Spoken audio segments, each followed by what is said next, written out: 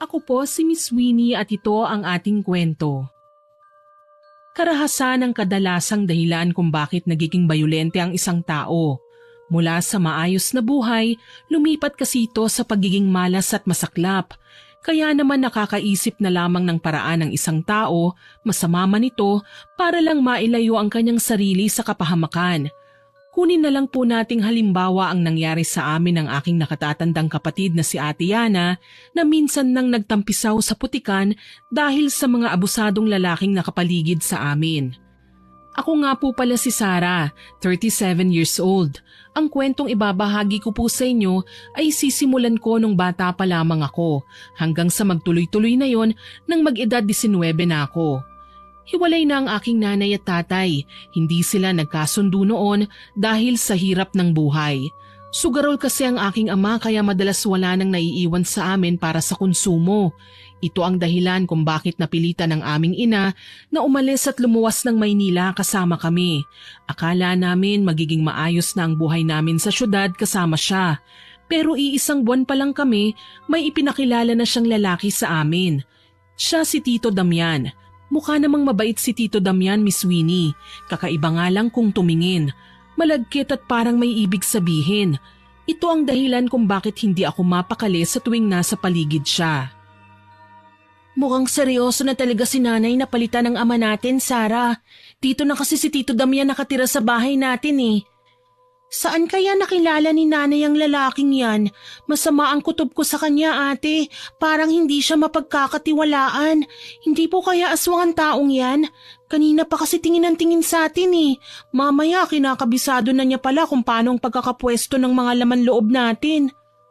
Huwag kang mag-alala, hindi naman ako papayag na saktan niya tayo eh. Tsaka ikaw, huwag kang magpakampante kapag kayong dalawa lang ang naiwan dito sa bahay ah. Alam mo naman na marami ng masasamang loob sa panahon ngayon.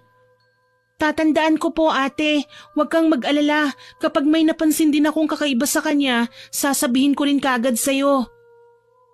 Sa pagkakataong ito, 13 anyos lang ako, Miss Winnie. Bata at inosente. Natatandaan ko pa nga noon, nakikipaglaro pa ako sa anak ng aming kapitbahay eh. Marami rin akong napapansin na ginagawa ni Tito Damian na sa totoo lang hindi ko talaga nakasanayan.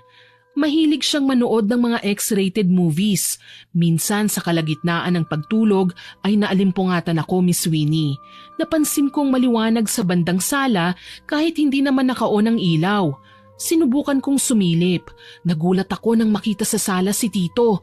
Nakaharap sa screen ng TV at may pinapanood na palabas na walang volume o sadyang pinahinaan lang yon para hindi marinig ng iba. Kay laswan ang nakikita kong ginagawa ng mga taong yon sa telebisyon.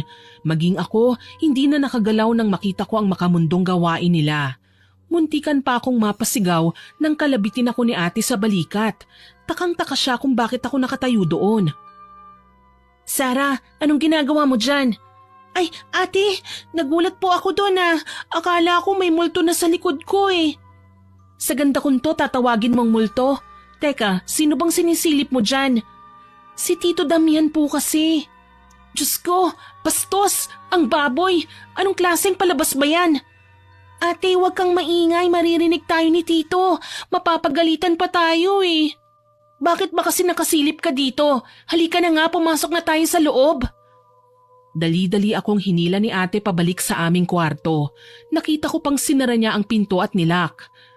Ate, bakit po nanonood ng ganon si Tito Damian? Ang hahalay naman ng mga artista sa palabas na yon. Hindi na nahiyang ipakita pati mga kaluluwa nila.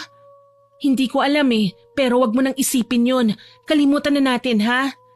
Sabihin kaya natin kay nanay ang ginagawa niya. Huwag kang mag-alala, bukas na bukas sasabihin natin kay inay. Kinabukasan nga, naikwento namin ni ate ang nakita namin kay nanay.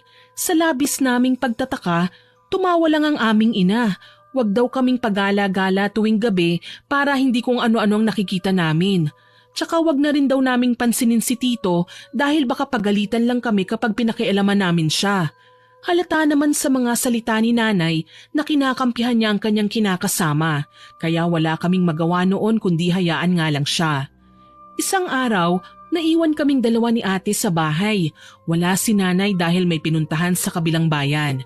Nagsasaing si ate noon habang ako naman ay nagbabasa ng paborito kong libro. Mahilig kasi ako sa mga fairy tales at ang anak ng kapitbahay namin binigyan ako ng 3 na inisa-isa ko namang basahin. Halos matapos ko na ang unang kwento nang kumalabog ang pinto ng bahay namin. Kinabahan ako pero si ate ang lumapit sa pinto. Napagbuksan niya si Tito. Lasing, susuray-suray na pumasok sa loob ng bahay ang lalaki. Medyo natakot ako kaya itinigil ko ang paglalaro at nanatili sa likuran ng sofa. Ang nanay mo, hindi pa ba umuwi? Hindi pa po, Tito. Baka raw po umagahin siya. Ang kapatid mo, Nasa sala po naglalaro. ipagtimpla mo ako ng kape, tapos ihatid mo sa kwarto. Sige po, Tito. Pumasok nga si Tito Damian sa loob ng kwarto nila ni nanay. Nang maiwan kaming dalawa ni ate, kaagad akong lumapit sa kanya. Ate, natatakot po ako kay Tito. Bakit ka naman natatakot sa kanya? Hindi ba sinabi ko na sa'yo na ako ang magiging tagapagtanggol mo? Huwag kang mag-alala, ako nang bahala sa'yo. Tsaka mukhang matutulog na rin naman si Tito eh. Nagpapatimpla nga lang siya ng kape. Sasamahan po kita, ate. Sige, ikaw ang bahala. Ang totoo niyan, takot lang ako na may gawing masama si Tito sa amin. Kahit kasi hindi naman siya nagpapakita ng pagiging bayolente, kapag nalalasing siya ay hindi ko maiwasang maalala si tatay sa kanya. Ang ama kasi namin kapag nalalasing ay nagwawala. Namimisikal na at pinagbababasag lahat ng mahawakan niyang gamit. Ito ang dahilan kung bakit gusto kong samahan si ate sa paghahatid niya ng kape. Sakali man na magwala ang aming amain, naroon ako para magmakaawa. Pagkatimpla nga ni ate ng kape, pumasok kami sa loob ng kwarto. Napakunot-noo ako nang makitang nakabrief lang siya habang nakaupo sa kama. Kagayang-kagaya ang porma niya doon sa lalaking artistang nakita ko sa X-rated movies na pinanonood niya. May hawak siyang sinturon na siyang nagpakaba sa akin. Ganun kasi ang ginagamit ni tatay na pamalo sa amin noon. Pero iba si Tito, nakangisi siya sa amin. Ang lagkit pa ng titig niya sa ate ko na kahit naka-jogging pants ay makurba naman ang katawan. Pinasadahan niya si ate ng tingin, mula ulo hanggang paa. Pero pansin ko, mas matagal ang pagtitig niya sa puwetan ng kapatid ko. Tila hindi naman yun ininda ni ate, basta ilalapag lang niya ang tasa sa mesita nang magsalita siya. Heto na po ang kape niyo, Tito. Pakiabot na lang sa akin, Yana. Opo. Ngayon ko lang napansin. Maganda ka, Yana. Saka, sexy ka din pala. Lalabas na po kami. Teka, ba't kayo aalis? Hindi naman ako mangangagat eh. Gusto ko lang ng kausap. Marami pa po kasi kaming gagawin eh. Pwede niyo naman pong kausapin si nanay pagdating niya. Halika na, Sarah. Opo, ate. Hindi na hinintay ni ate na sumagot si Tito. Kaagad na niya akong hinila palabas ng kwarto. Nagtago kami sa aming kwarto ng gabing yon. Hindi na kami naghapunan sa takot na baka kung ano pa ang gawin ni Tito. Pinakatumatak lang kasi sa akin ay ang hawak niyang pamalo. Kinaumagahan paggising ko ay wala si ate sa kama. Bumaba ako at nagtungo sa kusina. Una kong nakita si Tito na may sinisilip sa dingding ng banyo. Dahil nagtataka ako, kaagad ko siyang tinawag.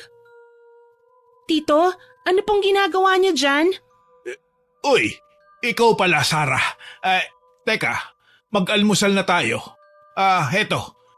Bili mo muna ako ng pandesal sa labas. Samahan mo na din ng puto maya. Opo, Tito. Yun lang po bang ipabibili nyo? Samahan mo na rin ng 3-in-1 na kape. Tapos kung gusto mo, yung energy drink, bumili ka na rin. Sa'yo na ang sukle, ha? Talaga po? Oo naman. Bilhin mo ang gusto mo. Kung pwede nga tagalan mo pang bumili, ha? Nang mga sandaling yun, mabilis akong nagtatakbo sa labas. Nawala sa aking isipan ang kung anumang sinisilip ni Tito. Mabait naman pala siya at galante. Ang alam ko lang, nasa may dingding pa rin siya nang dumating ako. Nagulat pa nga si Tito nang tawagin ko siya tsaka ko sinabing narito nang pinabibili niya. Lumapit siya sa mesa at hinalungkat ang laman ng supot. Kakamot-kamot siya ng ulo para bang may pinanghihinayangan. Ako naman dala ng kuryosidad, napasilip din sa butas ng dingding na pinagkakaabalahan niya kanina. Nakita ko si Ate Yana sa loob, abala sa pagtatapis ng kanyang katawan. Mukhang magbibihis na. Umalis ako sa pagkakasilip sa butas at napaisip. Ilang sandali pa, lumabas naman si Ate Yana sa banyo.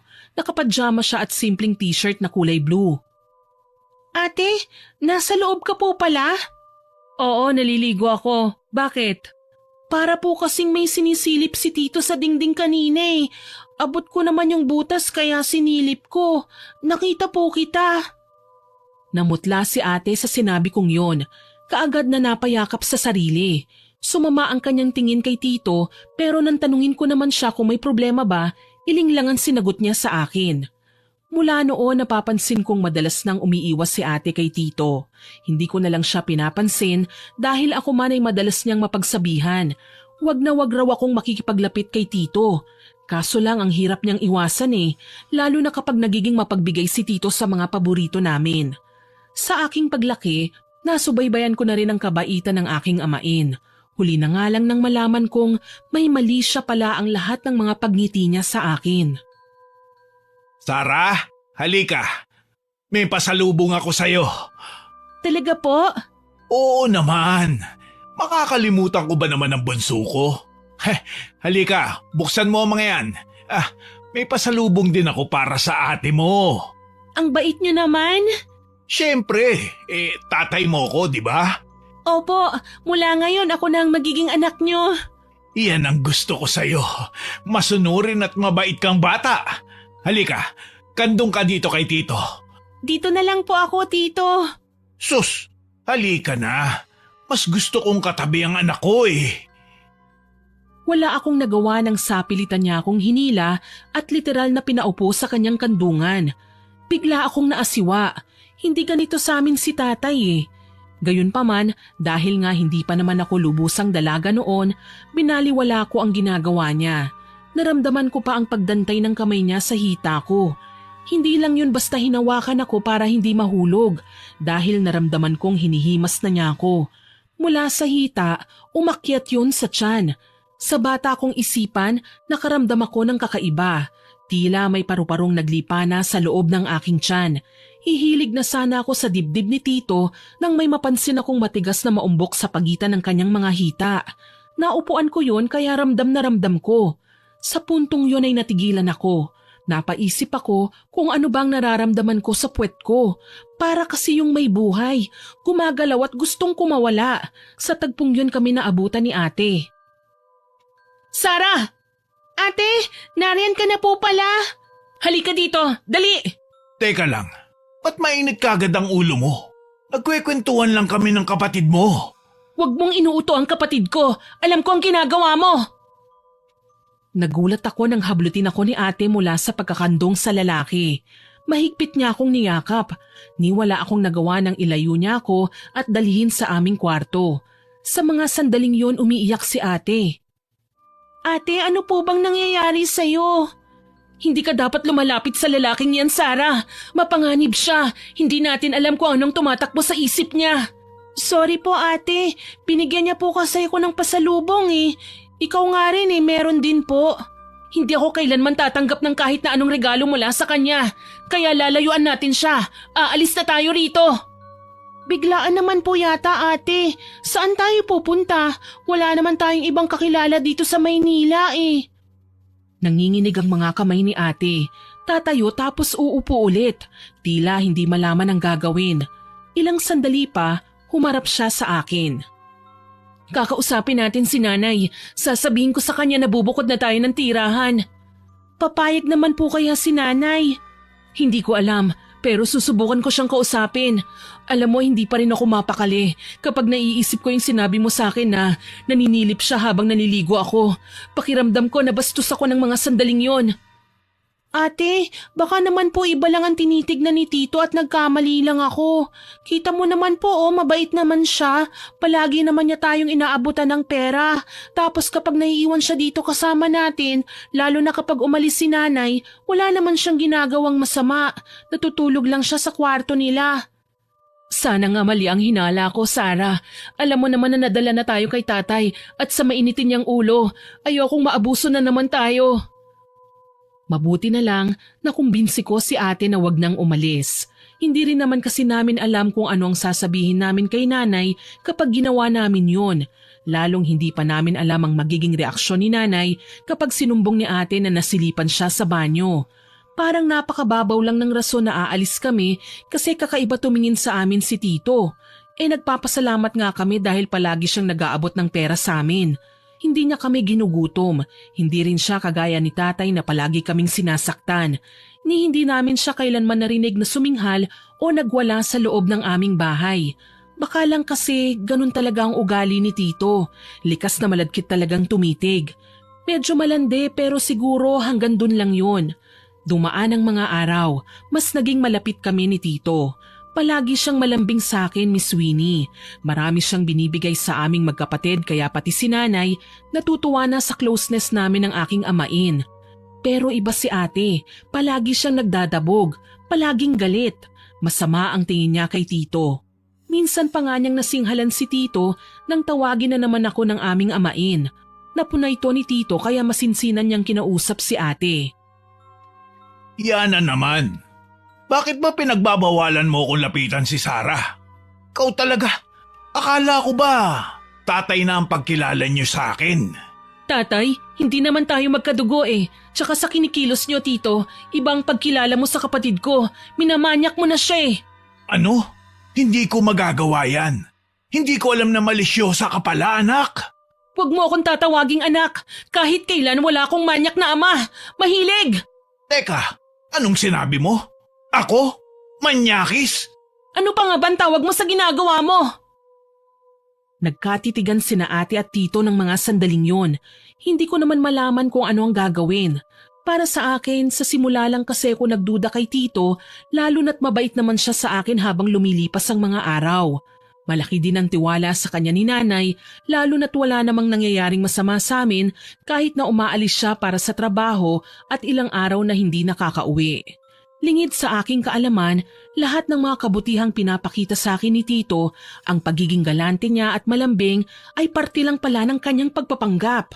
Dahil sa kaibuturan ng kanyang puso ay may halimaw siyang pagkatao na naghahanda lang palang lapain kami na katulad ng isang mabangis na hayop at angkinin lang para sa kanyang sarili. 15 anyos ako nang mangyari ang pinakaunang dagok sa buhay namin ni ate. Maayos kaming nakahiga noon sa aming kwarto nang bumukas ang pinto at walang paalam na pumasok si Tito Damian. Minsan lang nangyari ito pero sa pagkakataong yun, lasing ulit siya.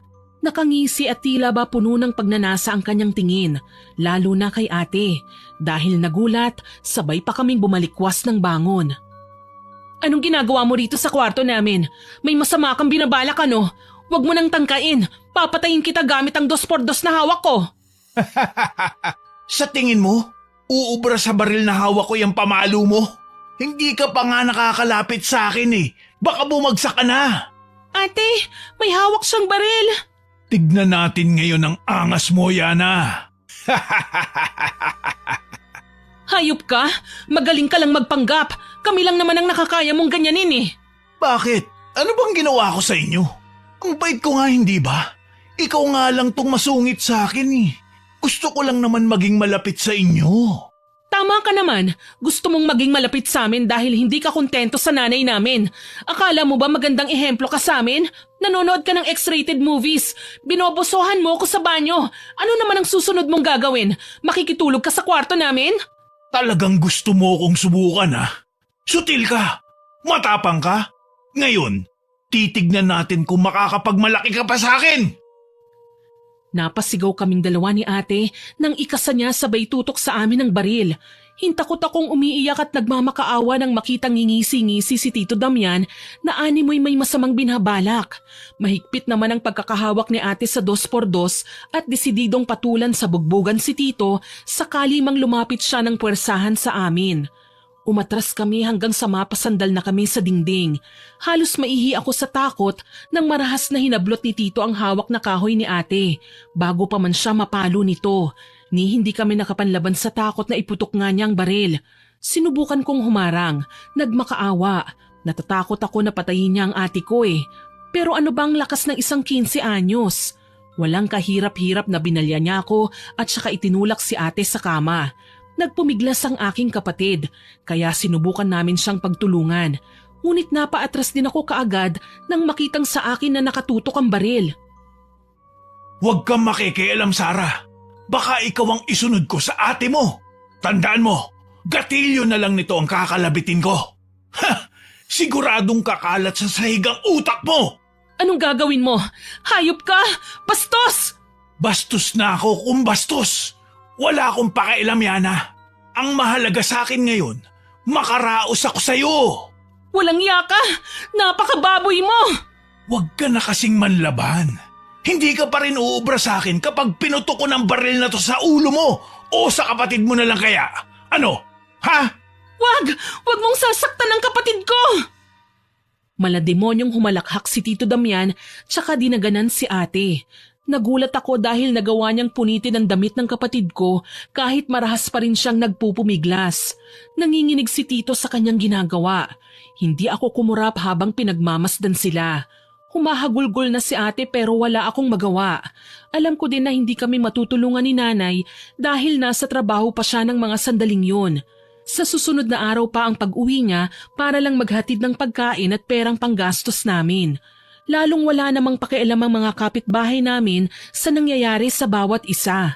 Nasa squatters area lang kami kaya kahit may malulung pa sa ipinagbabawal na gamot dyan sa labas, tila wala kaming nakikita. Wala mang reaksyong makikita sa aking muka pero masaganang pumatak ang aking luha. Nasaksihan ko ang kalunos-lunos na pangahalay ni Tito sa aking ate. Kagayang-kagaya ng nakita ko sa X-rated movies na pinanonood niya. Ganon din ang ginawa niya sa aking nakatatandang kapatid. Tuluyan na akong naestatwa sa aking kinatatayuan hanggang sa manlabo na ang aking paningin.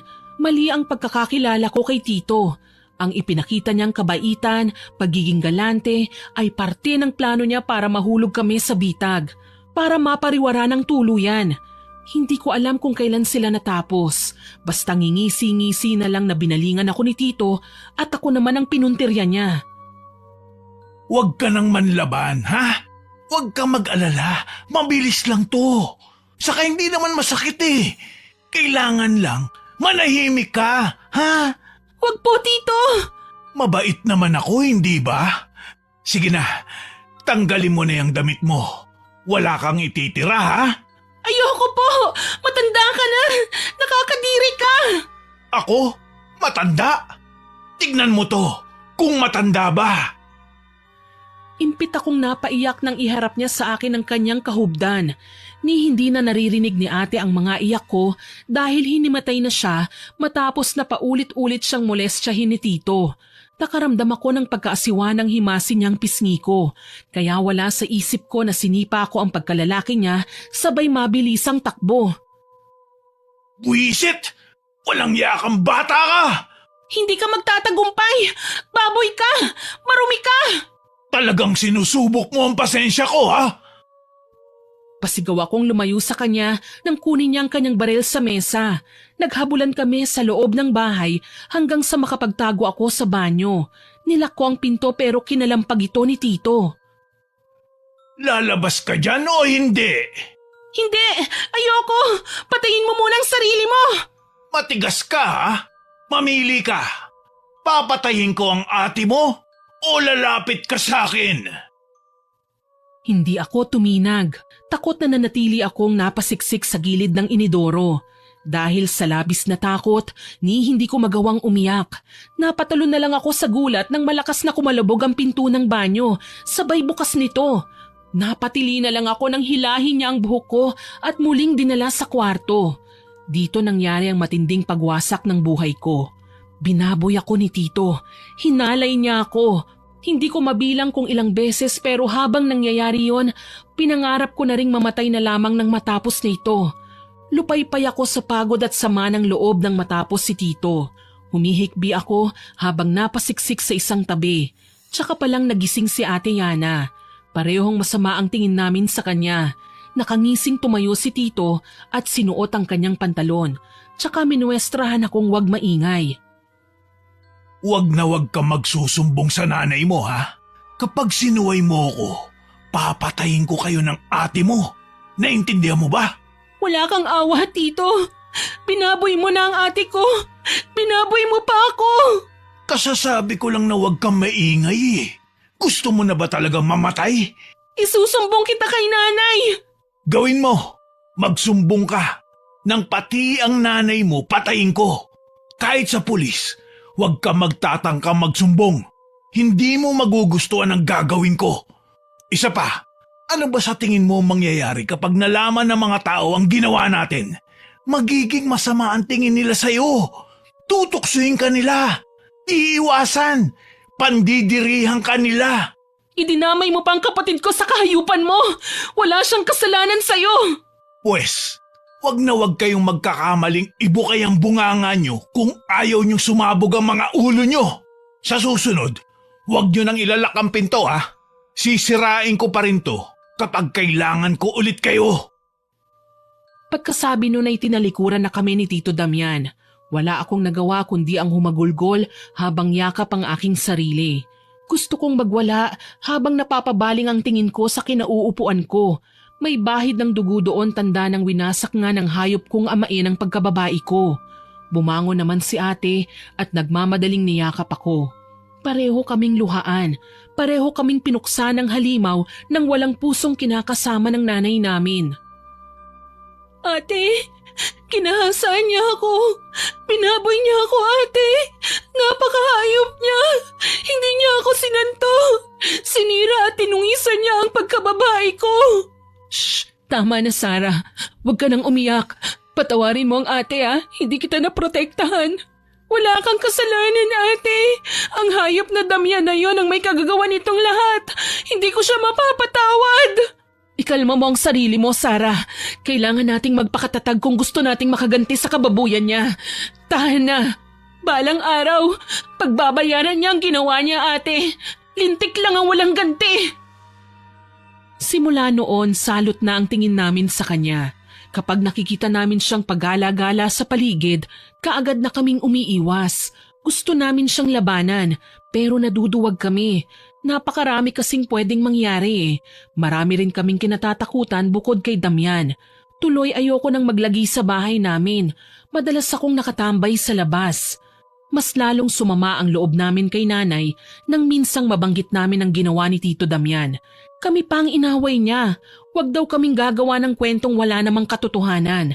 Mas lalong nagpuyos ang kalooban ko sa galit nang maulit pa ang kahayupang ginawa niya kay ate. O kung minsan naman sa akin, palagi niyang ipinananakot sa amin ang baril niya kaya walang-wala kaming magawa. Sa tuwing nagsusumbong naman kami sa mga pulis, hindi naman kami pinaniniwalaan. Wala raw bad record si Tito Damian sa aming barangay at baka kami pa raw ang makulong sa mga kasinungalingan namin. Galit lang daw kami sa amain namin. Sinubukan na rin naming planuhin ang pagpunta sa mga sangay ng gobyernong tumutulong sa mga kagaya naming inabuso, pero nalaman namin na oras pala na ireklamo namin si Tito doon, pati si nanay ay makukulong. Hindi naman namin kayang mangyari yun. Bakit ganon? Lahat na lang ng gusto nating gawin para makaahon sa kahayupan ni Damian. Laging may hadlang. Narinig naman natin ang sinabi ng kapitbahay, ate, hindi ba? Kapag sinumbong natin si Tito, pati si nanay ay ikukulong nila. Ayoko namang mangyari yun. Kawawa naman si nanay na walang ibang ginagawa kundi ang maghanap buhay para sa atin. Tapos ito pa ang mangyayari. Huwag kang mag-alala, Sarah. Darating ang araw, mabubunyag din ang masamang ginagawa ng hayop nating amain. Ako mismo ang magdarasal na sana makarma na siya para hindi na tayo magdusa pa. Kasama mo po ako sa hangaring yan, ate. Kaya gagawin natin ang lahat. Makaganti lang sa hayop na yan. Isang araw, nag-iskandalo si nanay nang mahuli niya sa akto si Tito Damian na nakaibabaw kay ate. Akala ko dapat na kaming matuwa dahil nabunyag na ang kahayupan ni Tito sa amin. Akala ko dininig na ng Panginoon ang aming mga panalangin. Pero mali ako. Si Ate Yana ang sinaktan ni nanay. Sinabunutan, ipinahiya, tinawag na malandi, makate at kung ano-ano pang masasamang salita. Iginiit ko na hindi kagustuhan ni ate ang nangyayari. Pero napipilitan lang kaming wag manlaban dahil tinatakot niya kami na papatayin kaming tatlo ni nanay. Nanlumo ako nang mas kinampihan pa niya ang hayop naming amain. Nagkagulo kami at nagkasakitan. Nakakuha ng kutsilyo si ate at walang habas na sinaksak sa tiyan si Tito. Naospital ang aming amain pero kami pa rin ang sinisi ni nanay. Hindi raw kami mapagtutuunan ng pansin ni tito kung hindi namin siya nilandi. Pinalayas pa niya kami. Nagmana raw kami kay tatay na isang demonyo. Yun ang sabi niya. Nasaktan at nainsulto kami. Mga masasakit ang sinabing yun ng aming ina na nagtulak sa amin para iwanan siya. Siguro naman mabubuhay tayo nang hindi umaasa kay Nanay Sara. Malalaki na tayo. Kaya na nating layuan ang impyernong bahay na ito. Tiniis ko ang hirap at kababuyan ng amain natin dahil naghahanap ako ng tiyempo na maisama natin si Nanay sa ating pag-alis. Pero siya pa pala ang magiging dahilan kung bakit kailangan nating magkawatak-watak. Huwag mo akong iiwan dito, ate. Ayokong manatili rito. Talaga namang hindi kita iiwan, Sara. Tayo na lang ang magkakampi sa mundo. Kaya huwag kang mag-alala. Simula ngayon, ako nang bahala sa'yo. Wala na tayong maaasahan pa kundi ang isa't isa. Ako din po, ate. Wala na akong ibang susundin kundi ikaw lang. Hindi ko hahayaang magkahiwalay pa tayo. Wala na tayong kinabukasan, Sara. Wala nang patutunguhan ang buhay ko. Pero para sa'yo, nakahanda akong magsakripisyo. Nakahanda akong ibuwis ang buhay ko. Ate, hindi mo po kailangang ibuwis ang buhay mo. Magtutulungan tayo. Tayong dalawa na lang ang magkakampi. Basta, tatandaan mo tong sasabihin ko ha. Wag na wag mong ibibigay ang pagkababae mo sa mga baboy na lalaki. Ilaan mo ito sa tunay mong mahal, yung nakahanda kang irespeto at mamahalin ka ng walang hinihinging kapalit, kahit na may nangyari pa sa'yong masama. Dahil sa kanyang sinabi, napayakap ako kay ate. Alam ko na simula sa araw na ito, magiging maayos din sa amin ang lahat. Sa kabila ng mga nangyari sa kanya, pinili pa rin niyang lumaban para sa akin. Nagawa din naming umalis sa bahay at hindi na kami nagpaalam pa kay nanay. Tuluyan na kaming nawalan ng respeto sa kanya matapos niyang ipamukha sa amin na mas kinakampihan niya ang hayop naming amain. Simula noon nagbago ang buhay namin. Walang nanay, walang amain. Tanging kaming dalawa lang ni ate. Kaso lang hindi na talaga naging maayos ang pananaw niya noon sa mga bagay-bagay. Ginamit niya ang masaklap na karanasan para magkapera. Namasukan siyang GRO sa isang club sa Ermita. Hindi ko siya magawang husgahan, Miss Winnie. Dahil sa nangyari, hindi nakapagtapos ng pag-aaral si ate. Mas pinili na lang niyang buhayin ako habang nagtatrabaho siya sa bar. Huwag kang mag-alala, Sara. Gagawin ko ang lahat makapagtapos ka lang. Kaya mag-aaral kang mabuti, ha? Pangako po, ate. Gagawin ko po ang lahat. Makatulong lang ako sa'yo habang nag-aaral ako. Tayo na lang ang magkakampi. Kaya sana ingatan mo ang sarili mo habang abala ako sa aking trabaho, ha? Opo naman, ate. Ako pa ba? Huwag kang mag-alala pagkatapos ng mga nangyari sa atin. Nadala na ako.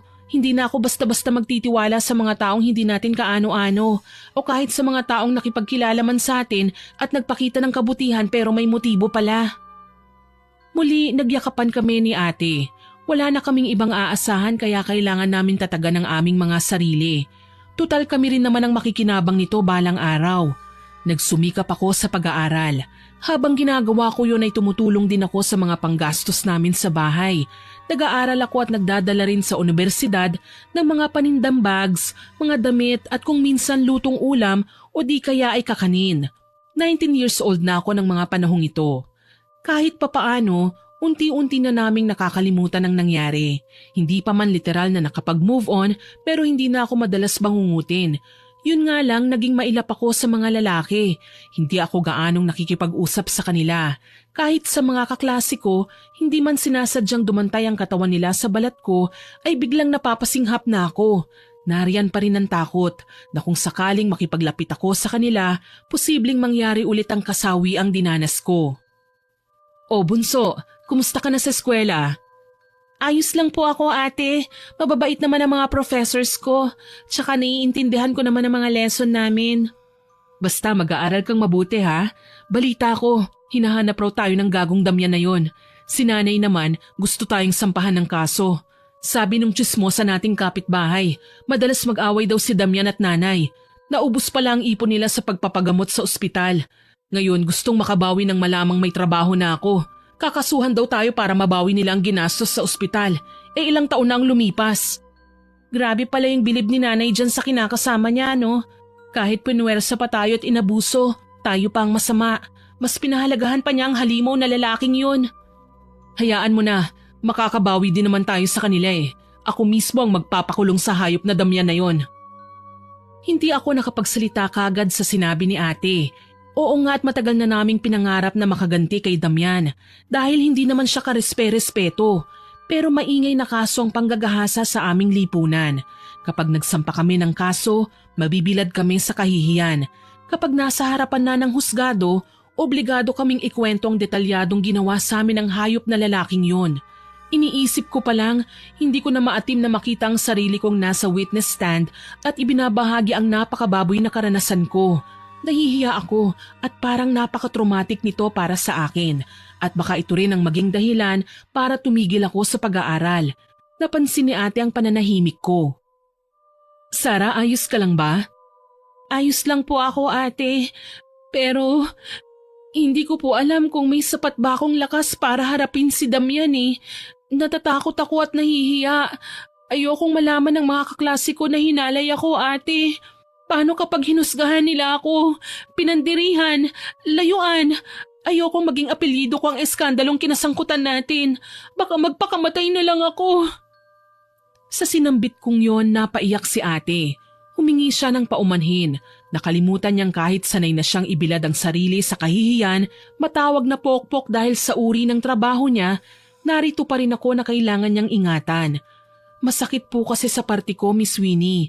Aminin man natin o hindi, masyado nang mapanghusga ang lipunan natin. Kahit sino pa ang inapi, siya pa ang pinagtutulungan. Para bang wala tayong karapatang ipagtanggol ang ating sarili. Kaya minsan, mas maigi pang manahimik na lamang. Hindi na nga itinuloy ni ate ang pagsampa ng kaso. Alam kong ginawa niya yon dahil sa akin. Kahit papaano, ligtas pa ang sikreto namin. Hanggang sa isang araw, natunto ni Damian ang tinitirhan naming bahay. Galit niya kaming sinugod at nagsama pa siya ng ilang kalalakihan. Sinira niya ang pinto kaya siya nakapasok. Mga anak! Miss na kayo ni tatay! Hayop ka, Damian! Nakuha mo pa talaga magpakita rito? Nagsama ka pa ng mga daga. Ganyan ka na ba kaduwag? Babae lang kami pero hindi mo kaya? Cool ka lang, Yana. Ang mga lalaking kasama ko, gusto kang tikman ng libre. Balita ko, pokpok ka na raw. Kaya wala ka ng karapatang magmalinis. Mas marumi ka pa sa putik! Gago ka! Ikaw ang naglagay sa akin sa putikan! Ikaw ang hayop! Umalis na kayo kung ayaw niyong tumawag ako ng pulis! Ate, ano pong gagawin natin? Natatakot ako. Baka patayin na niya tayo. Shh! Huwag kang matakot. Hindi niya tayo masasaktan. Kailangan nating tumakas ha. Lilibangin ko lang sila. Tapos ikaw, mauna ka nang tumalon sa bintana. Sa likod bahay ka dumaan. Hindi nila maiisip na makakababa ka ron. Pero ate, paano ka? Huwag mo kong alalahanin. Basta palagi mong tatandaan. Mahal na mahal kita. Lumayo ka kay Damian. Hindi na ako nakaangal nang isukbit na ni ate ang bag na naglalaman ng perang naipon niya sa pagtatrabaho sa club. Aniya, dalhin ko raw yon para kung sakali man may panggastos ako. Umiiyak na lumabas ako sa aming bintana at patakbong lumayo sa bahay. Hindi ko na alam kung anong nangyayari sa loob pero naririnig ko ang sigaw ni ate. Nang mga sandaling yon, halos masiraan ako ng bait dahil hindi ko alam kung saan ako pupunta. Sa ilalim ng bilog na buwan, naglakad ako ng naglakad. Wala akong pakialam kung mapagod man ako o kung mapalayo man ako sa bahay namin. Ang mahalaga, masunod ko ang bili ni ate. Lalayo ako kay Damian. Hindi ko tuloy napansin na nakarating na ako sa dalampasigan. Doon ako nanatili hanggang sa may natanaw akong batuhan. Sa tingin ko walang makakapansin sa akin kapag doon ako nagtago. Hindi pa man ako nakakapwesto, natalisod ako at nabagok ang ulo ko sa matigas na bagay. Hindi ko na namalayan ang mga nangyari nang magdilim ang aking paningin. Hanggang sa magising na lamang akong masakit ang aking ulo. Sa puko ito nang bumiling at mapagtantong nasa kubo ko. Taranta kagad akong bumangon. Diyos ko, nasan ako? O wag ka munang bumangon. Makakasama sa'yo ang biglang paggalaw. Sino ka? Anong ginawa mo sa akin? Teka, hindi ako masamang tao. Nag-aabang ako ng sariwang isda mula sa paparating na bangka mula sa laot nang makita kitang walang malay sa batuhan. Duguan ang ulo mo kaya naisip kong baka nadulas ka. Tinulungan lang kita kaya kita dinala dito. Ginamot ko yung sugat sa ulo mo. Ano bang nangyari sa'yo? Ako? Ang ate Yana ko. Nasaan siya? Ate? Pasensya na miss pero mag-isa ka lang nang matagpuan kita eh. Diyos ko, baka napahamak na ang ate ko. Ate! Umiyak ako ng umiyak hanggang sa mapagod. Sa labis na takot ko sa mga nangyari kagabi, ngayon ko lang nagawang ihinga ang bigat ng aking nararamdaman. Gusto kong hanapin si ate, iligtas mula sa kamay ng walang yang si Damian, pero ayaw akong paalisin ng lalaking nagpakilala bilang si Edwin. Aniya, mas makakasama sa akin kung gagalaw kagad ako nang hindi pa tuluyang magaling. Muli niya akong tinanong kung ano bang nangyari sa akin, pero hindi ko magawang sabihin sa kanyang totoo. Wala akong tiwala kay Edwin. Natatakot din ako na baka dumating ang araw, abusuhin din niya ang kabutihan ko. Sawang-sawa na akong magtiwala. Pasensya na kung kailangan muna kitang pigilan sa balak mong pag-alis.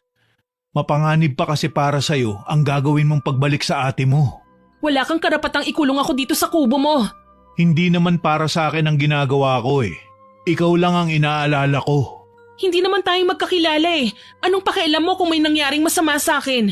Pwede ba wag mo na akong utuin? Kilala ko mga likaw ng bituka ng kagaya mo. Ang sakit mo naman magsalita, miss. Hindi mo naman ako kilala ng personal. Saka kung makapanghusga ka, parang napakasama ako ng tao. Hindi ako nakapagsalita nang makita ang pagguhit ng sakit sa kanyang muka. Noon ko lang napagpasyahang ilibot ang tingin sa paligid. Simple naman ang kubo ni Edwin. May nakakalat na halamang gamot sa mesang gawa sa kawayan. Maraming nakahilerang garapon at langis na may mga lamang hindi ko matiyak na bagay. Mga butiki yata at ipis. Halos hindi na rin nalilinisan ang paligid. Puro alikabok kasi sa ibabaw ng bubong na sa pagkakaalam ko ay kugon ng katawagan sa amin. Sa paanan ko naman nakalagay ang bag ko na ibinigay ni Ate Yana. Oo nga pala, kailangan ko pa siyang balikan. Muling humarap sa akin si Edwin at may iniabot na baso. Nagtaka ko kung anong kulay dilaw na likidong laman nito. Inumin mo yan. Gamot para sa bugbog. Kailangan ko kasing makasigurong wala nang pasa ang ulo mo gawa ng pagkakabagok mo sa bato para maiwasan din ang blood clot. Bakit ko naman iinumin yan? Hindi pa ako naloloka. Aalis na ako. Hindi mo ako mapipigilan. Naku, teka! Tinabig ko ang binigay niyang tasa at sinamantala ang pagkakataon. Marahas kong hinablot ang aking bag tsaka isinukbit sa aking balikat. Mabilis akong nakalabas ng kanyang kubo at nagtatakbo. Napagtanto kong nasa gitna pala kami ng kagubatan kaya ganun na lang ang takot ko na pwede pala akong gawa ng masama ng lalaking yun kahit anong oras niya gustuhin. Ito ay sa kadahilanang malayo kami sa maraming tao. Mabuti na lang hindi ako naligaw at nakabalik ulit sa dalampasigan. Natatandaan ko na kung saan ako dumaan at hindi nagdalawang isip na nagtungo sa kalsada sabay para ng masasakyan. Napasigaw pa ako nang mahablot ulit ako ni Edwin. Hinihingal siya at nagawa kong habulin kaya naman sinipa ko ang pagkalalaki niya sabay sakay sa saktong kahihintulang na jeep. Diyan ka na! At wag mo na akong susundan! Teka lang, Sarah. Baka mapahama ka. Hindi kita kilala kaya layuan mo na ako! Napakamot na lang ng kanyang ulo si Edwin nang matanaw ko siya sa malayo. Alam kong hindi na niya ako masusundan. Mas mahalaga sa akin ngayon ang kalagayan ni ate. Kaso lang napaiyak ako nang wala akong madatnan sa bahay maliban sa tahimik na kapaligiran. Nakaramdam ako ng panganib pero hindi ko yun ininda. Mas pinili kong hanapin ang kapatid ko. Ate Yana? Ate, nasan ka? Nandito na ako, ate. Ate, halika na, umalis na tayo. Sarah? Damian? Oh, bakit parang gulat na gulat ka, anak? Hindi ka ba natutuwa na narito ako para sa'yo? Nasaan ang ate ko? Anong ginawa mo sa kanya? Hindi mo ba alam? Pinagtulungan namin siya kagabi. Hayun, nag-bleeding. Ang pakialamera mo namang nanay, nakialam pa. Kaya pareho silang naghihingalo ngayon sa ospital matapos ko siyang barilin. Ngayon, ikaw na ang isusunod ko. Isang malaking pagkakamali ang ginawa mong pagbalik dito. Napasigaw ako nang daluhungin ako ni Damian. Nanlisik ang mga mata niya sa sobrang galit. Ang kanyang pagkalalaki na pilit niyang dinidikit sa akin ay puno ng pagnanasa. Nagsisigaw ako at nanlaban. Pinagsisipa siya at sinubukan pang kalmutin, pero tila siya sinapian. Napakalakas ni Damian at mukhang sa pagkakataong ito, magagawa na naman niya ako ng masama. Hayop ka! Bitiwan mo ako! Bakit pa? Pagkakataon ko na para maka-score ulit sa'yo! Kahit mamatay pa ako, hindi ko hahayaang abusuhin mo pa ako! Hayop ka! Baboy! Hanggang ngal-ngal ka na lang! Nagulat ako nang may kung sinong humampas ng matigas na bagay sa ulo ni Damian. Nahilo ang lalaki, natumba pero may malay pa naman. Sinipa ko siya na ikinawala ng kanyang malay tao at sinumantala ang pagkakataon na makabangon. Hindi ako nakapagsalita nang tumambad sa akin ang mukha ni Edwin. Pasensya na kung sinundan kita. Masyado lang talaga ako nag-alala sa'yo. Nararamdaman ko kasi na may kailangan ka pang gawin sa buhay mo, kaya hindi ka pa pwedeng mamatay. Ano? Isa kang manghuhula? Pwede mong sabihin, pero halika na, bago pa siya magising. Sa tingin mo ba dapat akong magtiwala sa'yo?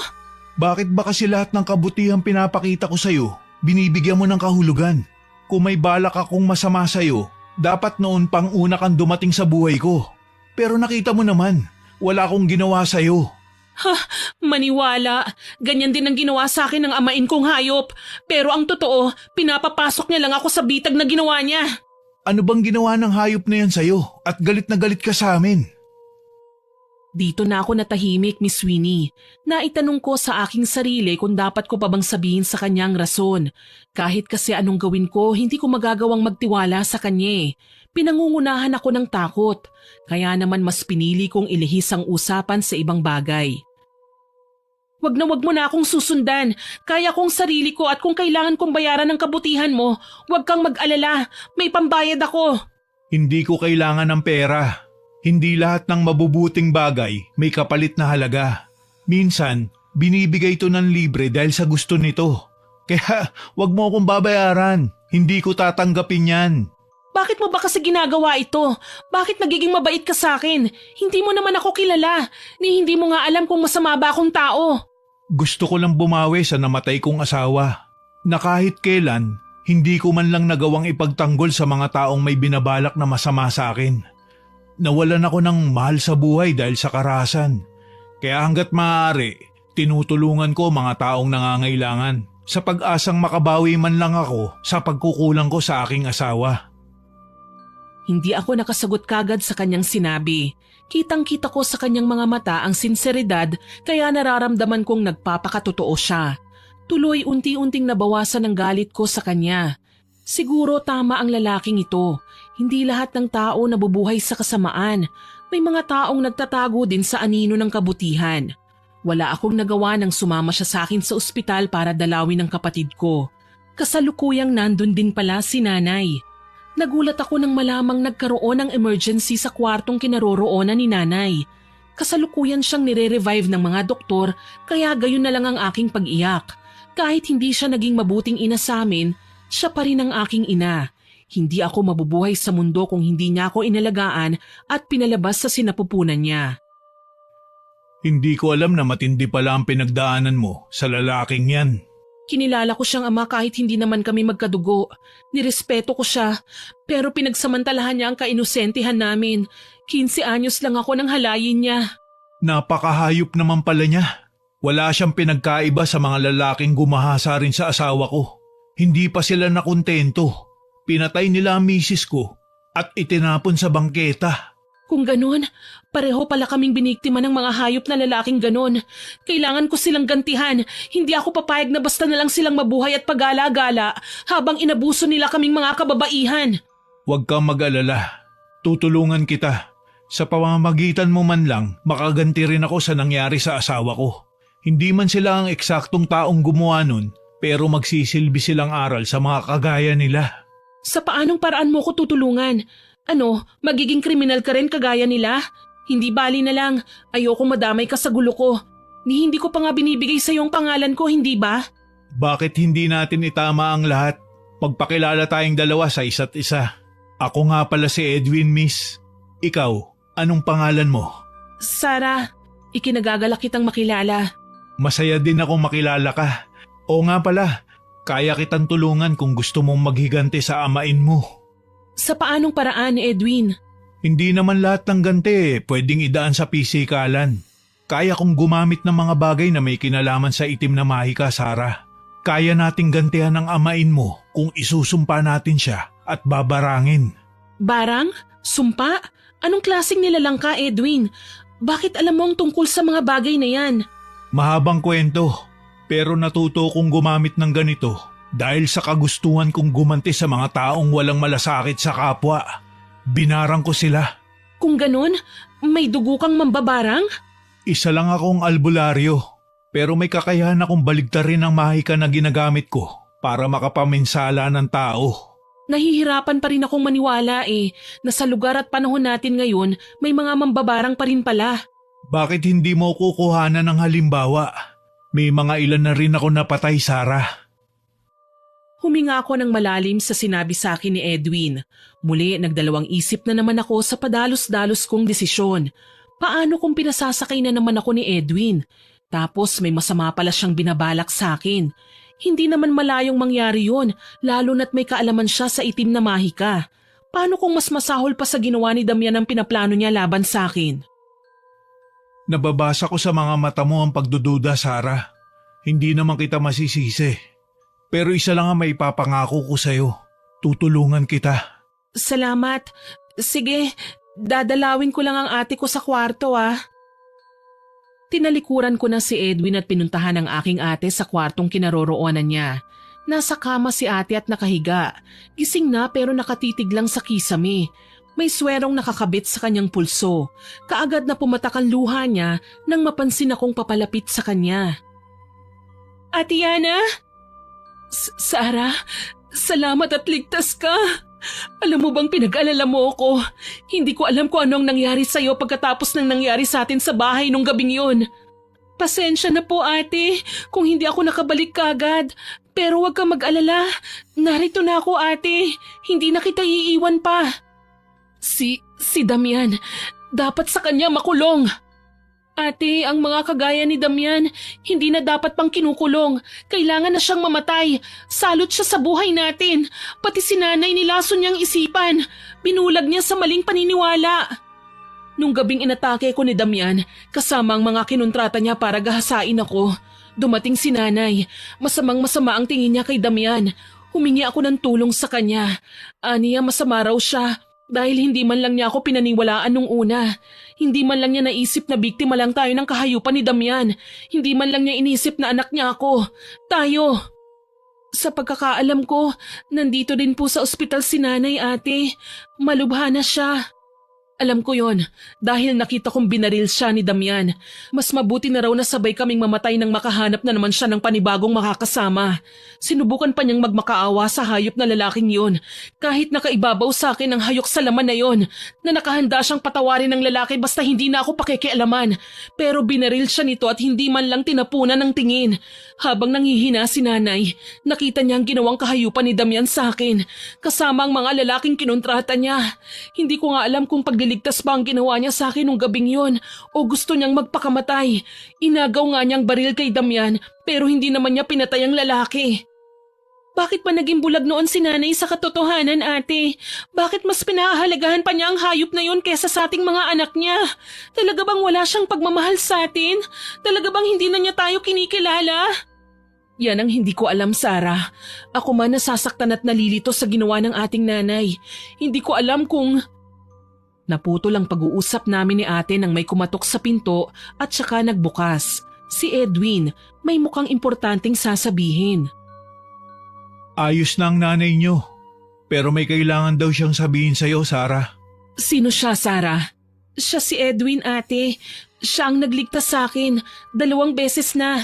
Ganun ba? Ang bait naman niya. Salamat sa'yo, Edwin. Ginagawa ko po ang lahat ng pwede, makatulong lang. Saka wag po kayo mag-alala. Mabuti ang intensyon ko at hindi humihingi ng kapalit. Salamat naman kung ganon, Edwin. May mga tao pa palang busilak ang puso. Akala ko lahat na lang ng nakapaligid sa amin puro masasama. Hindi naman po lahat. Pero nagkataon lang po na biktima ang asawa ko ng mga lalaki na hayok sa laman. Dasal ko bumuti ng nararamdaman mo, Edwin. Mahirap pa sa ngayon, pero alam kong gagaan din ang mabigat na dinadala mo. Ngumiti lang si Edwin sa sinabi ni ate. Ako naman nauna nang umalis at pumunta sa kwarto ni nanay. Nakita ko siyang nakahiga sa kama, namumutla na at nangihina. Hindi ko alam kung ano ba dapat ang ipakita kong reaksyon sa muli naming pagkikita. Matutuwa ba ako? Magagalit? Magwawala? Nahinto ako sa pag-iisip nang makasunod sa akin si ate sakay ng isang wheelchair. Hawak niya ang poste ng dextrose na nakakabit sa kanyang katawan. Ate, bakit bumangon ka na? Hindi ba makakasama sa'yo ang ginagawa mo? Hayaan mo na lang ako, Sarah. Gusto ko rin namang marinig ang sasabihin ni nanay. Sige, mabuti pa nga. Pero sigurado ka ba na okay ka lang? Na walang masakit sa'yo? Sarah, hindi ako makakapunta rito kung hindi ako inalalayan ng nurse. Sige na, lapitan mo na si nanay. Dito lang ako at makikinig. Mas maigi ang hindi niya ako makita para masabi niya ang lahat ng gusto niyang sabihin.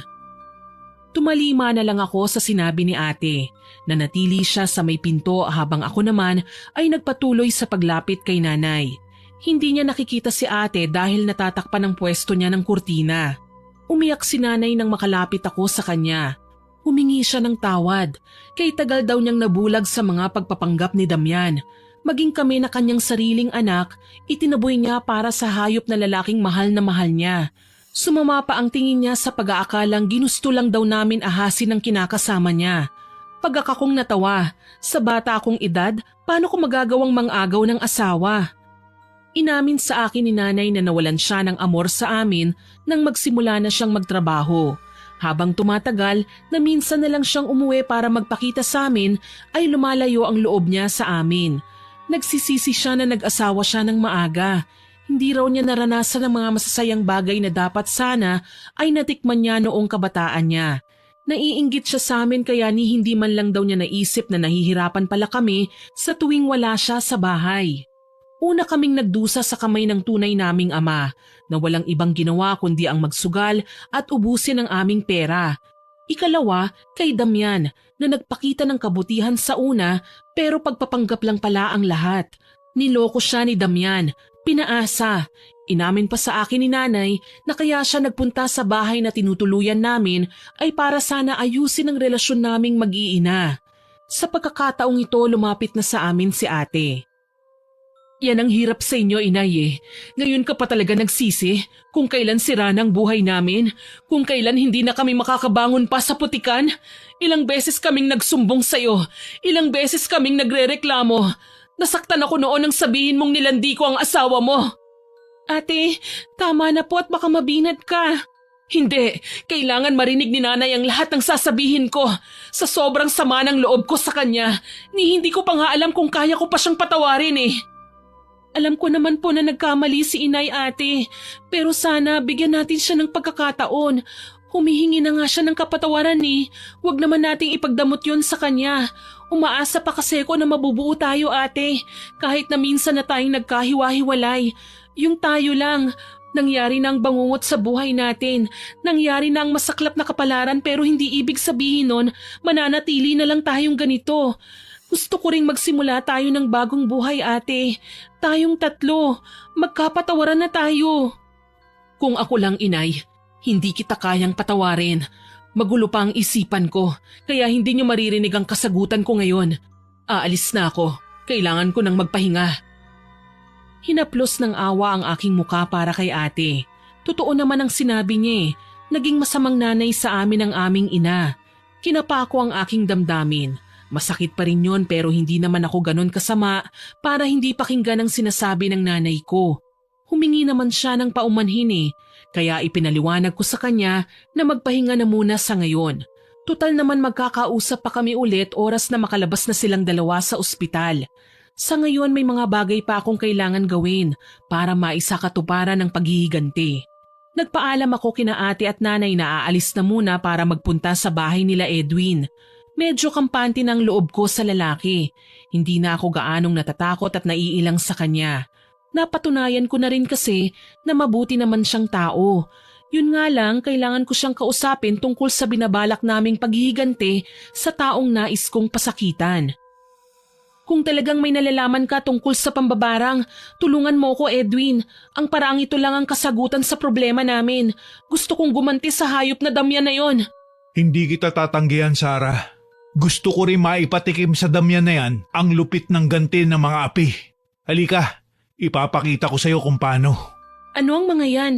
Ito ang mga librong kailangan nating gamitin sa paggawad ng sumpa. Nakasulat dito mga paraan at mga gamit na kailangan. Pero hindi ko maintindihan kung anong lengguwahe ang nariyan. Paano natin susundin ang mga instructions? Ako na ang gagawa doon. Ang kailangan mo lang, manatili sa isang tabi. Tumango ako at hinayaan si Edwin na isagawa ang orasyon. Nagsalita siya mula sa mahinang boses, papalakas ng papalakas. Naramdaman ko rin ang paglamig ng hangin sa paligid, ang pagyanig ng bahay, pero hindi ko naman masasabing lumilindol. Bahagya lang na parang gumalaw na animo may nilalang na nasa ilalim ng lupa ang nananahan at pilit na lumalabas. Sa isang iglap, may dumapong bubuyog sa pabalat ng itim na libro. Isa lang yun, pero animo'y may sariling isip nang magsalita si Edwin sa lingwaheng siya lang ang nakakarinig.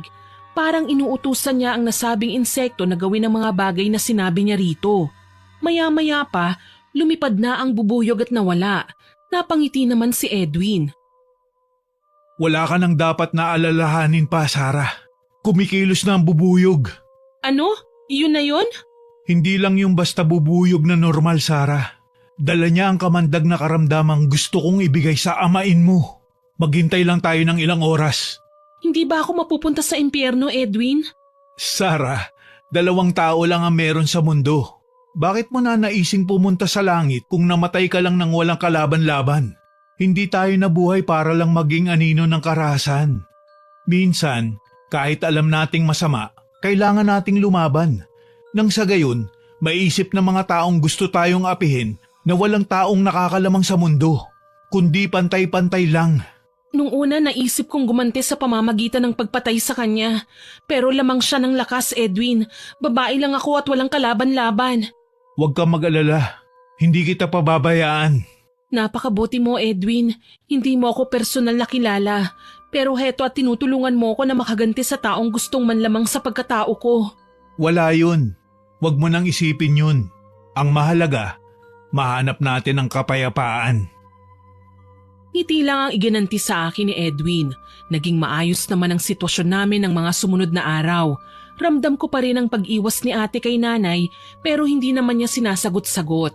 Nagpapasalamat na rin ako dahil kahit papaano may pag-asa pang magkaayos ang dalawa. Makalipas ang ilang mga araw, nabalitaan naming sumuko sa mga pulis si Damian. Para siyang nawawala sa sarili. Ang sabi nga ng mga nakakita, baka raw lulong sa pinagbabawal na gamot. Panay kasi ang dada nito tungkol sa naghahabol na bubuyog. Ang sabi pa niya pumasok raw sa katawan niya. Dahil sa aking nalaman, hindi ko maiwasang mapatanong kay Edwin tungkol sa ginawa namin noong mga nakaraang araw. Yung bubuyog na yun ba ang inutusan mong gumambala kay Damian? Hindi lang siya basta gagambalain nun. Literal na magkakaroon siya ng sakit. Anong klasing sakit? Sakit na hindi niya kayang ipagamot kahit saan man siya magtungo. Hindi gagaling si Damian hanggat hindi siya nagbabago. Mas lalala ang sitwasyon niya hanggang sa darating ang araw, maghingalo na lang siya. Sigurado ka? Oo naman. Ang sumpa na binigay ko sa kanya ay walang gamutan. Depende na lang yun kung magbabago na siya. At mapapagtanto niya ang pagkakamali niya kapag naging malala na ang kalagayan niya. Sa tingin mo ba makikita ko ang pagdurusa niya? Gusto kong makitang maging miserable siya, Edwin. Gusto ko siyang makitang magsisi at magmakaawa. Oo naman. Hindi ba't nasa kulungan siya ngayon? Halika, sasamahan kita sa kanya. Sumama nga ako kay Edwin nang magpunta kami sa presinto. Tumambad sa amin ang bugbog saradong si Damian. Bakas na sa kanyang muka ang pagkaputla. Gayunpaman, gusto kong manlumo. Hindi ko makita ang pagsisisi sa kanyang muka. Sa halip, ngumisi pa siya at pinagmasdan ako sa paraang nakakabastos na ng pagkatao. Aba! Tinalaw ako ng aking anak? Hindi mo ako anak! Hayop ka! Sa akala mo ba makakalabas ka pa dyan? Alam mo, Sarah, hindi ko pinagsisisihan ang mainit na gabi nating dalawa. Ako ang nakauna sa'yo. Ako din ang nakauna sa ate mo. Kita mo yun? Ako ang pinakaswerte sa lahat ng hayop sa mundo! Dapat ka nga mabulok dito. Baboy, sinira mo ang buhay ko. Ngayon buhay mo naman ang sisirain ko. Matapang ka na ngayon. Sinong pinagmamalaki mo? Ang lalaking to? Bakit? Natikman ka na rin ba niya? Hindi ako kagaya mo. Matanda na nga, hayok pa sa laman. Hindi niya ako pinagmamalaki. Pero ako magbibigay sa'yo ng karamdaman na hinding-hindi mo kailanman matatanggal sa katawan mo. Nakita kong napakuyom si Edwin ng kamao. Pero mas nagulat ako nang mamilipit sa sakit si Damian. Tila ba kinuyumos din siya ng malaking kamay kaya animo napiga ang katawan niya habang nakaupo sa tapat ng mesa namin. Anong ginawa mo sa akin? Bakit ako nagkakaganito? Baka sinisingil ka na ng karma. Sana pala ipinagdasal ko na ring lumoboy ang pagkalalaki mo nang hindi na makapaminsala ng iba. Alam ko may ginagawa kayo. Pagbabayaran niyo to. May kinalaman kayo sa bubuyog na pumasok sa katawan ko. Puisit! Tanggalin niyo to! Napaatras kami nang magwala si Damian. Mabuti na lang at mabilis na lumapit ang mga pulis at muli siyang pinusasan. Walang nagawa ang lalaki nang ibalik siya sa selda. Napaatras kami nang magwala si Damian. Mabuti na lang at mabilis na lumapit ang mga pulis at muli siyang pinusasan. Walang nagawa ang lalaki nang ibalik siya sa selda.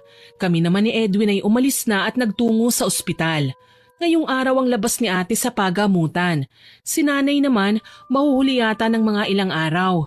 Medyo mahina pa kasi siya pero sa tingin ko magkakaayos na sila ni ate. Sa katunayan, naabutan namin sila ni Ate Yana na nag-uusap sa kwarto ni nanay. Nariyan ka na pala, Sarah. Oh, Edwin, tuloy ka. Salamat, Yana. Salamat nga pala ha. Kahit sa mga panahong wala ako sa tabi ni Sarah, ikaw ang naging gabay niya. Wala yun. Kahit sino namang nasa lugar ko, tutulong kapag may nakikitang nangangailangan. Isa yan sa hindi ako sigurado. Alam naman nating lahat na kukonti lang ang mga taong may mabubuting puso. Oo nga pala, balita ako. Nakakulong na si Damian. Sana talaga mabulok na siya sa kulungan. Huwag kang mag-alala ate, hindi lang siya mabubulok dahil ngayon pa lang naaagnas na siya. Isang ngiti ang pinakawalan ko na siguradong ikinalito ni ate. Gayunpaman wala na akong ibang sinabi sa kanya. Nagpatuloy kami ni Edwin sa pagmomonitor kay Damian. Dito ko napansin na literal na lumobo ang kanyang pagkalalaki. Halos sumayad na ito sa lupa at pabirong tinutusok-tusok ng mga kapwa niya preso. Naabutan pa nga namin sila na pinagtutulungan siyang gahasain Huli sa akto na umiiyak at nagmamakaawa sa mga kasamahan niya na itigil na ang kahalayang ginagawa nila. Nang mga sandaling yon, wala akong naramdamang awa, Miss Winnie. Tama lang kay Damian ang ginawa ni Edwin Ngayon siya naman ang nakatikim ng pait at sakit ng panghahalay na ginawa niya sa amin noon. Buti lang yon sa kanya. Patas na kami ngayon. Alam ko sa pagkakataong ito, mabibilad na siya sa kahihiyan. Binalingan ko si Edwin na noon ay nasa tabi ko. Nginitian ko siya. Tama lang na nagtiwala ako sa lalaking ito. Tama lang na makaramdam din ako ng pagmamahal sa kanya. Maraming salamat, Edwin. Binigyan mo ng hustisya ang nangyari sa amin. Sigurado ako, sa mga sandaling ito, mapapagtantunan ni Damian ang kasamaan na ginawa niya noon. Siguradong matutuwa si ate sa ibabalita ko. Ikaw, matutuwa ka kaya sa sasabihin ko? Ano naman yon? Sarah, mahal kita. Nakahanda akong tanggapin ka at ang iyong nakaraan. Ano? Sigurado ka? Marumi na ako, Edwin. Hindi ako karapat-dapat sa pagmamahal mo. Oo, at may nararamdaman din ako para sa'yo. Pero ayokong maging dahilan para masira din ang magandang pananaw mo sa buhay. Oras na husgahan ako ng mga tao. Bakit iniisip mo pa ang sasabihin nila? Wala silang magagawa kung ikaw ang mahal ko, Sarah. Hanggang panghusga lang naman sila Pero tayo, bubuo tayo ng pamilya natin. At titiyakin din natin na hindi nila mararanasan ang naranasan natin. Edwin? Anong masasabi mo, mahal ko? Mahal kita at pumapayag ako sa gusto mo. Bubuo tayo ng pamilya. Kalilimutan natin ang lahat ng masasamang nangyari sa buhay natin. Salamat, Sarah. Hindi mo lang alam kung gaano mo ako pinasaya. Isang mahigpit na yakap ang iginawad ni Edwin sa akin. Alam ko magiging maayos na ang buhay ko simula sa araw na yon. Hindi na nga nakalaya pa si Damian at mas lalo pang nagdusa nang magkasakit siya sa kulungan. Naratay siya sa kama at naging miserable. Huling balita namin sa kanya, nagkabutas-butas raw ang kanyang katawan at pumutok ang kanyang pagkalalaki na naging dahilan ng kamatayan niya. Ang nakakahindik pa, may naglabasan raw na napakaraming bubuyog sa nabutas na parte ng kanyang katawan kaya hinala ng mga kapwa preso niya, binarang ang lalaki ng isa sa kanyang mga nakaaway. Mas nakakahindik ang mga nasaksihan ng mga pulis nang ililibing na nila si Damian dahil kahit kamamatay lang at napaimbalsa mo na ay nilalabasan pa rin ng napakaraming uod ang kanyang tenga at ilong na tila ba matagal nang naninirahan ng mga yun doon. Hindi ko na ikinuwento pa kina ate at nanay ang tungkol sa pambabarang. May asawa na ngayon si ate habang si nanay naman ang nag-aalaga sa kanyang anak habang nasa tindahan siya, na naipundar nila ng kanyang asawa. Wala naman akong balak na ipagsabi kahit kanino ang kakaibang kakayahan ng aking minamahal na si Edwin na sa awa ng Panginoon ay asawa ko na rin. Biniyayaan kami ng 3 anak at maayos naman ang aming kalagayan. Kahit naging daan ang paghihiganti namin ng pambabarang, ay hindi pa rin kami nawala ng pag-asang patatawarin kami ng Diyos sa mga ginawa namin noon. Tumibay ang pananampalataya namin sa Panginoon at umaasang magiging maayos na ang lahat at makakalimutan na rin ang masaklap na nakaraan. Hanggang dito na lamang po. More power po sa inyong channel at God bless. Sana po ay nagustuhan nyo ang aking ibinahaging kwento. Pero bago ko po tapusin ito, hindi makukumpleto ng walang shoutout sa mga masusugid nating listeners. Shoutout po kina Omil Del Monte ng Eastern Samar, kay Ma'am Felisa Makahig, kay Lavender, sa Cacalda family, kay Mary Joy Sabresa, kay Ma'am Lalaine Cuestas from Belgium, kay It's Me Mama Ling at sa mga mananahi ng Jamazing Apparel na sina Ate Risa, Ate Amanda, Ate Daisy, Cheche, Tapolet, Nanay Melba, Ate Nene, Ate Sylvia, Ate Virgie, Jenny at Ling. Hello po sa inyo dyan at happy listening po.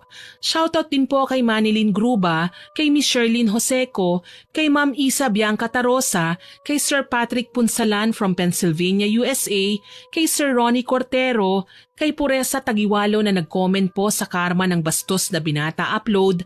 Ang sabi po niya, ang sarap talagang makinig sa mga kwento natin dahil nakakatanggal daw po ng stress. Salamat po sa pakikinig. Shoutout din po kay Manilyn Redota at hello po sa Bonita at Redota family. Hello din po sa staff ng Asinar Goodies, kay Supladang Pasaway, kay Maria Imperial, kay Ma'am Rizalina Angeles na nag-comment po sa Isinumpang Dalaga upload. Adik na raw po siya sa pakikinig ng dramang binabasa ko at nakikinig daw po siya sa sobrang lamig na boses ko. Naku, salamat po sa papuri at pakikinig nyo, ma'am. Kay Miss Abigail, kay Jane Rose Bermas, kay Miss Jeneline Mix Vlog, kay Sir Marlon Jazel Molina, kay Ma'am Trixie Tabaw, kay Ma'am Ladia Basa from Davao City na nag-comment po sa Karma ng Mapang-aping Modelo upload. Ang sabi po niya, maganda raw po ang napakinggan niyang ito. Kahit naka-work from home daw siya, hindi raw po mawawala sa tabi niya ang device para makinig ng ganitong drama na kwentong may aral. Salamat po sa suporta at pakikinig nyo. Shoutout din po kay Lester Villanueva, sa Minky Aswang Stories, kay Ma'am Mary Jane Aguilando, kay Ma'am Anna Vencer from Riyadh, kay Ma'am Maria Elena Nakagawa, kay Sir JP Rivera, kay Ma'am Beth Mercado, kay Kimberly Zamora na new subscriber po natin. Salamat po sa pagsusubscribe nyo, ma'am. Kay Ma'am Lina Nang, kay Crisanto Mesiona, kay Ma'am Norma Delvo, kay Menjeline Losada at sa mga kamag-anak po niya dyan sa Iloilo. Happy listening po sa inyo dyan. At syempre, hindi po mawawala ang mga regular listeners po natin, kaya shoutout po kina Ma'am Basanta Mila, kay Ma'am Emily Servano, kay Ma'am Alfreda Alano, Sir Francisco Neng, kay Sigbinan sa Sweden, kay Chris Gel Mamado, kay Ma'am Lydia Lopez, kay Ma'am Marites Nalika, kay Ma'am Elizabeth Pamintuan, kay Chef Lance at sa Safari Custom Collectibles at kay Ma'am Martina Angdasan. Salamat po sa inyong lahat na nag-comment at nakinig. Abangan niyo po sana ang mga susunod ko pang upload. Hanggang sa muli, ako po si Miss Winnie na nagpapasalamat sa inyong pakikinig.